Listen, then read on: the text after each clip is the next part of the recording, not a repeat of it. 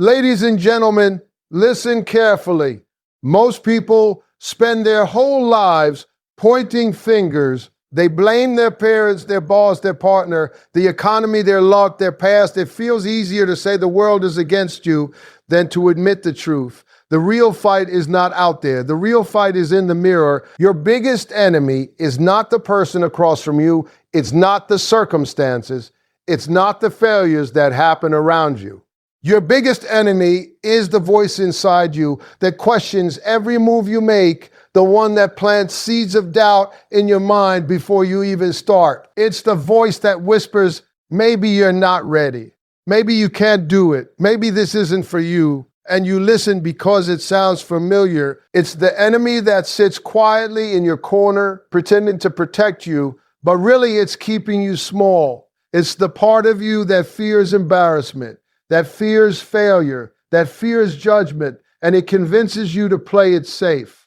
It convinces you that staying in your comfort zone is better than risking, better than trying, better than growing. And the sneaky part is that this enemy is also you. You are the one who hits snooze instead of waking up early to work on your dreams. You are the one who scrolls on your phone instead of studying, instead of creating, instead of building. You are the one who says, I'll start tomorrow, and tomorrow becomes a month, a year, a decade. This enemy knows your habits, knows your weaknesses, knows exactly when you are tired, when you are distracted, when you are feeling low, and it attacks in those moments. It's patient because it doesn't need to rush. It just needs to keep you stuck, and you do the work for it. The reason people never reach their potential is not because the world held them back. It's because they listened to that quiet, familiar voice and obeyed it. The reason people settle for less than they are capable of is because they believe the lies they told themselves more than the possibilities they could achieve.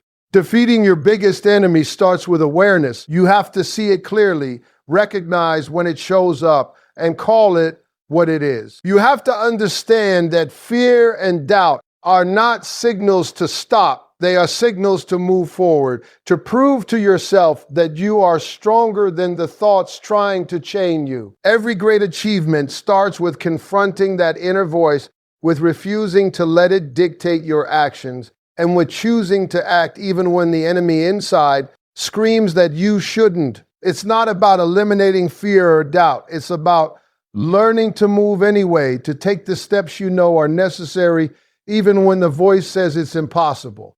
This battle is daily, hourly, moment by moment, because that enemy never sleeps. And if you are not vigilant, it will always find a way to control your life. Recognizing it as your enemy gives you the power to rise above it, to choose action over hesitation, and to finally step into the life you've been capable of all along.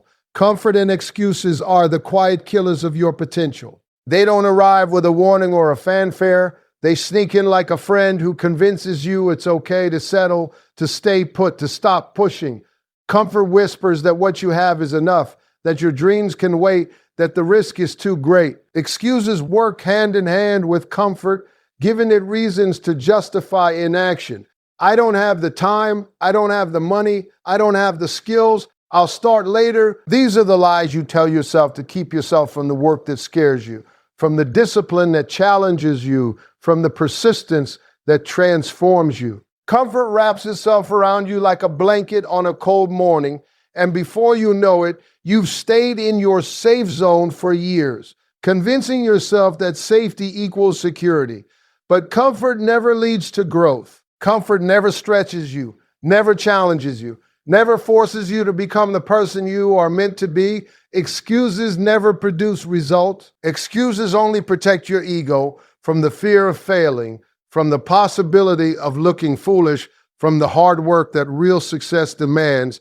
Every successful person you admire has at some point chosen discomfort over comfort, action over excuses. They woke up early when their body wanted to sleep. They worked long hours when everyone else was resting. They faced rejection, failure, and criticism, but they did not let comfort or excuses dictate their actions. The truth is, your potential is starving while you lounge in comfort. Your dreams are screaming while you make excuses. The goals you claim to want are waiting for someone who will get uncomfortable, someone who will push past the pain, someone who will take consistent action, even when it feels easier not to. Excuses and comfort are seductive because they make you feel safe, but that safety is a trap. Every time you choose comfort over challenge, every time you make an excuse instead of taking action, you are building a life smaller than what you were meant to live. Success, growth, and fulfillment exist on the other side of discomfort, on the other side of risk, on the other side of excuses. You must learn to sit with the unease, to embrace the hard work, to push yourself beyond the familiar, because comfort will never move you forward and excuses will never allow you to win. Discipline and growth are uncomfortable, and that's exactly why they separate those who achieve from those who dream. Discipline is not easy.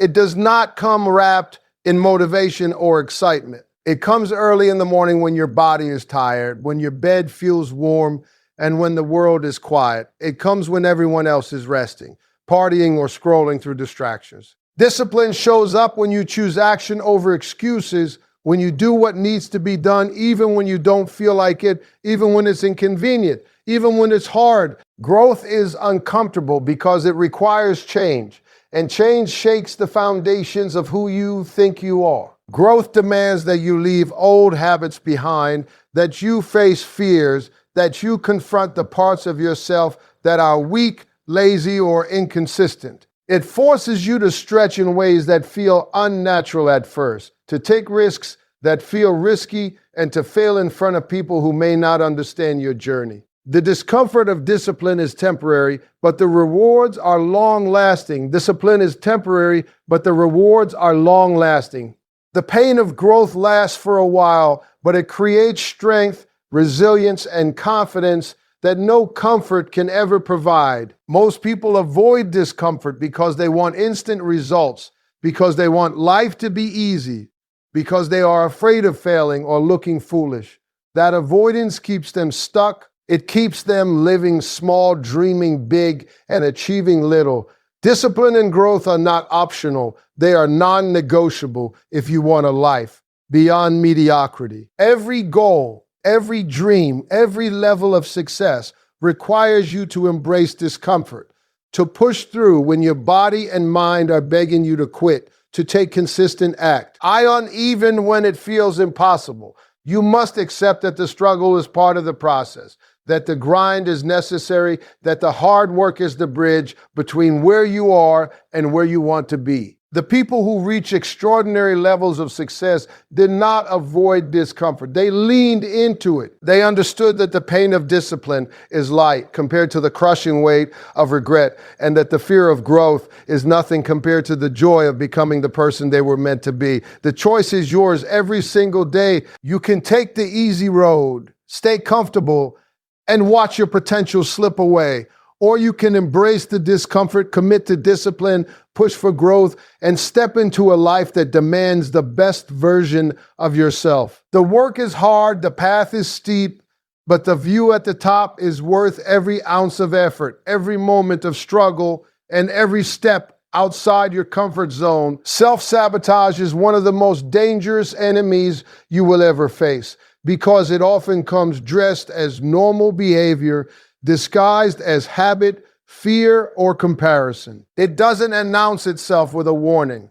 It slips into your life quietly, influencing your choices, your routines, and your mindset without you even realizing it. You wake up every day with goals and intentions, but the patterns you've allowed in your life work against you. You say you want success, but you hit snooze instead of starting your work. You say you want growth, but you scroll endlessly on your phone, filling your mind with distractions instead of knowledge. You say you want to improve, but you surround yourself with people who doubt you, who comfort you in mediocrity, who normalize excuses and stagnation. Self-sabotage thrives on familiarity, on the behaviors that feel safe even when they harm you. Fear is one of its favorite tools. Fear tells you to wait, to hesitate, to play it safe. Fear convinces you that failure is permanent, that risk is too dangerous, that your dreams are too big. Comparison is another weapon of self-sabotage. You look at someone else's progress, their talent, their opportunities, and you let it diminish your own worth. You think, I can't compete, I'm not as good as them, I'll never catch up, and you allow that thought to justify giving up before you even start. Habits are the silent soldiers of self-sabotage. The small choices you make daily add up. Skipping one workout, procrastinating on a task, choosing comfort over challenge. And before you know it, months and years pass without progress. The tragedy is that self-sabotage often feels like you are doing the right thing. It sounds like your own voice echoing your doubts and fears, convincing you that you are acting wisely, that you are protecting yourself. But every time you choose the easy path, every time you give in to fear, every time you compare instead of create, you are building walls between you and your potential. Recognizing self-sabotage is the first step toward defeating it. Awareness allows you to see the patterns, the lies, the distractions, and the excuses for what they are. Once you see it clearly, you can choose differently, act intentionally, and build habits, thoughts, and actions that align with your goals instead of undermining them. The fight is constant because self-sabotage never sleeps. And if you are not vigilant, it will always find ways to creep back into your life. But every conscious decision to act in spite of it weakens its power and strengthens your ability to take control of your destiny. Winning starts with defeating your own weak, inconsistent version, because the person standing in your way is often the one staring back at you in the mirror. Every time you make excuses, procrastinate, or settle for less than your best, you are giving power to the version of yourself that is comfortable being small, safe, and ordinary. That version is the one that whispers, maybe later, it's too hard, I'll try tomorrow. And too often you listen. The truth is, no one outside of you can hold you back like you do. Your fears, doubts, and inconsistent actions create more barriers than any circumstance or person ever could.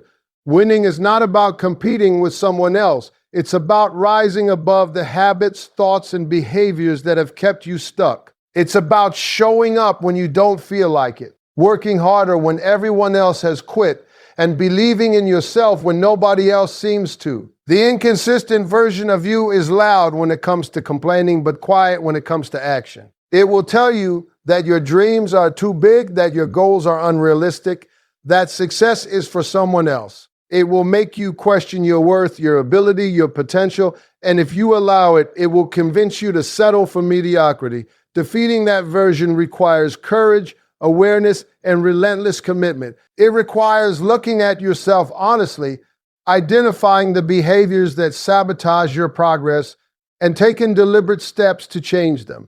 It means prioritizing action over comfort, persistence over procrastination, and progress over perfection. Every great achievement begins with this internal battle because no external victory is possible if you haven't mastered the person inside your own mind. Discipline, focus, and consistency are the odds you use to defeat this version. They are uncomfortable, they are demanding, and they require sacrifice. But the payoff is transformation. The more you practice overcoming your weak and inconsistent self, the stronger your habits become, the sharper your mindset become, the closer you get to the life you are capable of living. Every time you push past doubt, every time you ignore the urge to quit, every time you choose action instead of hesitation, you are winning the most important battle first. The battle against yourself. Once you conquer that internal enemy, the world outside becomes a playground of possibilities, and the obstacles that once seemed insurmountable are no longer capable of stopping you. Victory begins within, and the moment you defeat the version of yourself that holds you back, everything else falls into place.